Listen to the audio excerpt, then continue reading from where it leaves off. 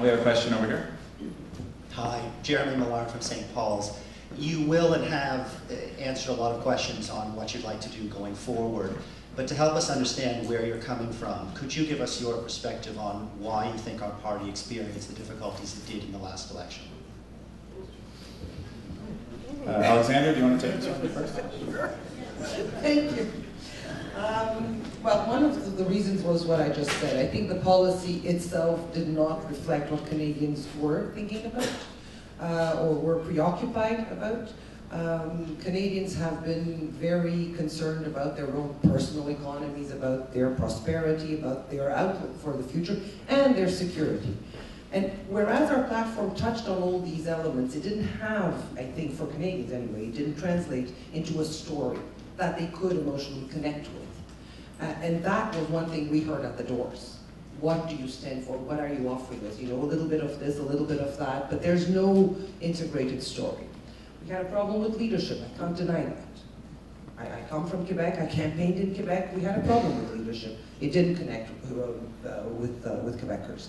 And you can't explain our troubles only with these factors, platform or leadership, but they definitely contribute for a great deal in our misfortunes during the elections.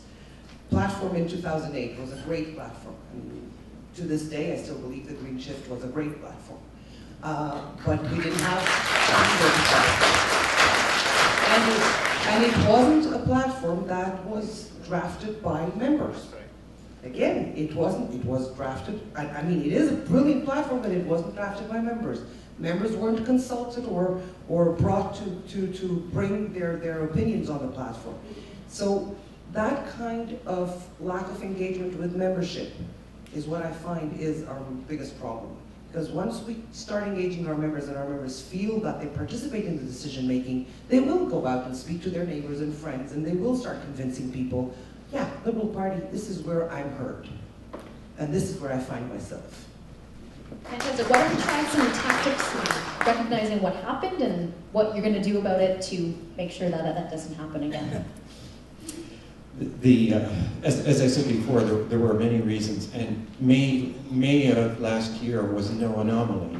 If, many of you received some correspondence from me where I graphed the last 8 years, and it was just a continuation of a straight line drop. And the reasons were very much many. I talked about that very short-term tactical focus when our opponents have a very long-range strategic view. The tactical always loses when there's no strategy behind it. So the going forward, the transition we have to make before we disappear into oblivion, we have to fix a lot of things, and we have to fix a lot of things quickly. I truly believe that this year, 2012, is our make or break year. And it's about improving our communications, being strategic about our communications. It's about engaging our members. It's about rebuilding our Liberal base in 308 ridings across the country. We've got to do all of those things, and we've got to do them all right, and they've got to be all done in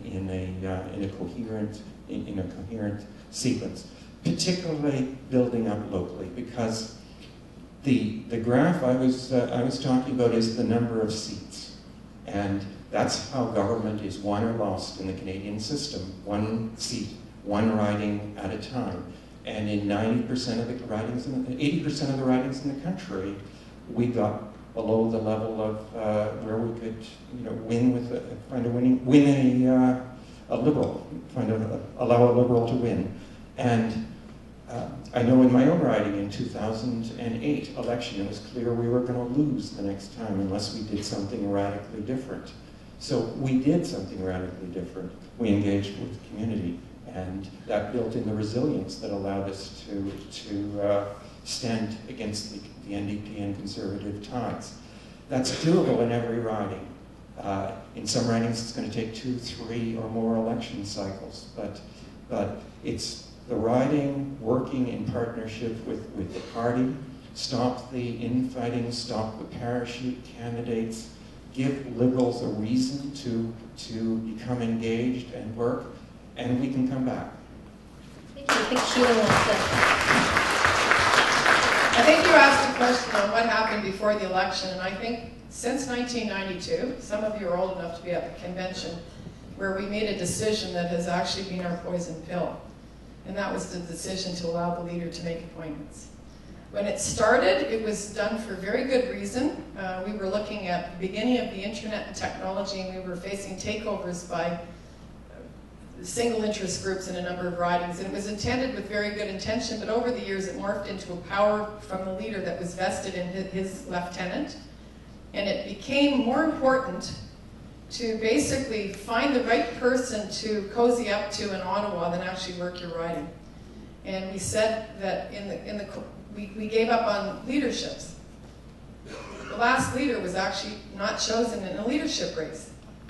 So we said to our members, in many instances, and I won't use the Mississauga East as an example, but when you have 6,700 people who sign up to vote for a candidate and then somebody decides that the nomination is not going to proceed because you have found a better candidate with a small group of people, could have been a great candidate, that's not the point.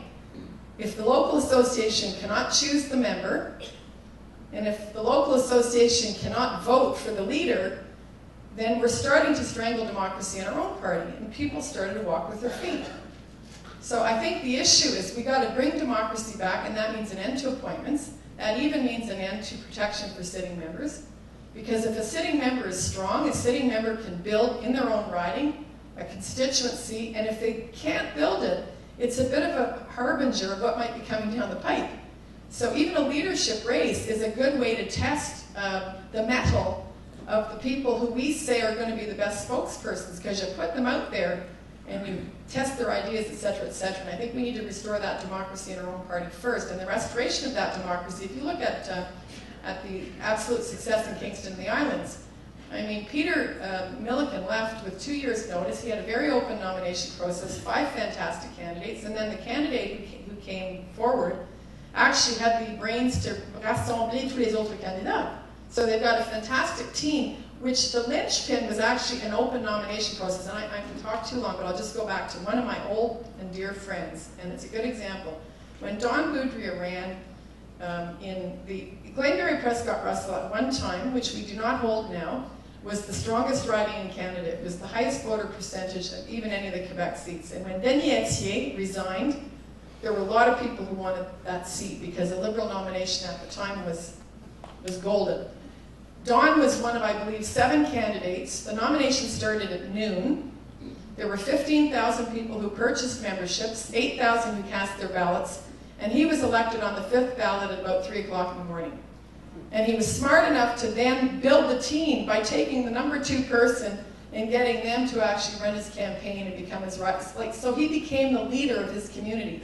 That seat was unassailable. And that's how you need to restore democracy into the party, by allowing open nominations. Are they messy?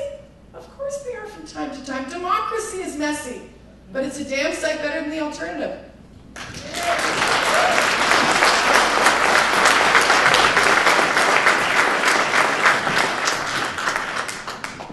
Does it work? No, of course not. Sounds like it. Is that working? No. Is it power right? Okay. So the question was, just so we got a lot of points in between, was why did we lose the last election? What was the cause? Is that right? What happened before? What happened leading up to it, right? What's your interpretation? Yeah. Okay. So a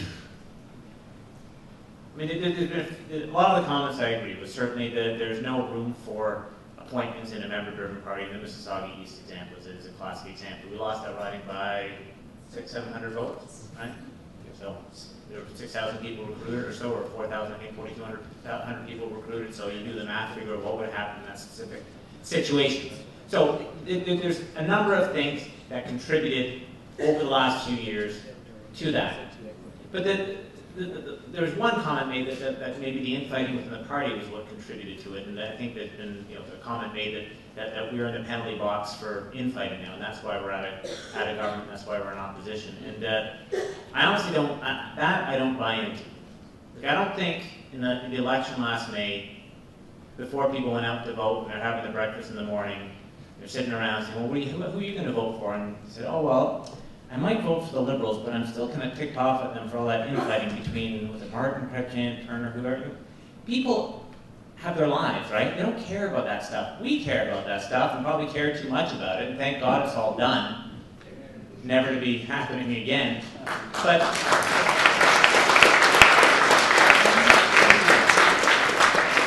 Canadians don't. I mean, they move on. And the point is, and the reason why I'm making that point, is I think we've got to drill it into our heads that we lost the last election because Canadians didn't like what we had to offer, and they liked what others had to offer better. Period. And Canada is not a liberal nation by definition. Liberal is a political party. We're a political party along with all the other political parties. And we have to compete with them in every election. And if we come up with better ideas, a more compelling proposition that resonates more with Canadians, we win. If we don't, we lose. We didn't shape the values of the country. Canadians shape their own values in their communities, in their families. And when we say that kind of stuff to Canadians, and certainly the people that I hang out with, who are political, share a lot of my values and so on, when they hear that coming from us, it drives them nuts. Say, I shaped my values. You didn't shape my values. Your political party didn't shape my values. What I want to hear from you is what you are offering to do. What are you going to do to make my life better, to create more opportunity for my children, to make me feel more secure, to create better security in my community? Those are the kind of things. So here's the green chip came up, and I think the green chip is an excellent example, a whole bunch of things, right? So in Quebec, someone was telling me that in the last election they actually heard more about the sponsorship scandal than they did in 2008. Right? And here's the deal. And I said that makes absolutely no sense. So first of all, not to buy into the conservative political ads, but Michael Ignatieff wasn't in the country, I think, when the sponsorship scandal was going on, right? Or at least he just recently arrived, right? And time had passed. So how does that make any sense? Because here's the deal. In 2008, we were talking about something. We were talking about something, a big idea, a new idea, a forward-looking idea. And when we went door to door, we would engage with voters, and voters knew exactly what we were standing for. Last election, there's a hodgepodge of a whole bunch of different policies, but nothing stood out, and nothing was clearly defining what the party was about. Now, you take one step further with the green chip, and it also is a great example of what's wrong with how ideas are generated within the party. It came down from on high, and there was no involvement of the party. And I think in the Guelph, there was one riding where Frank said that he was actually able to sell the green chip because he had a by-election leading up to the election, so he had about, I don't know how many weeks he had, probably 10, 12 weeks. 9 weeks to sell it. He goes, you know what, by about week 8, I figured out how to sell it. Unfortunately, the rest of you guys didn't have that much time to figure out how to sell it. And if the members were involved, if the party was more involved, we probably could have made that policy a lot more attractive and communicated it a lot better. Instead, it came down from on high. And then the irony is that at the last convention in Vancouver, an idea for a carbon tax was passed by the membership, and then it was rejected by the leader. So it's a perfect example of what we have to do, which is, in my view, having a party that doesn't have sacred cows, that is open to new ideas, that the policy process within the party brings new ideas forward, that is constantly reaching out to outside the party, and that we have to push ourselves to come up with a compelling proposition. We cannot coast. Every vote that we get in the next election will come from what we do from this day forward, and from the power of the ideas that we develop from this day forward. Thanks, Mike. Thanks.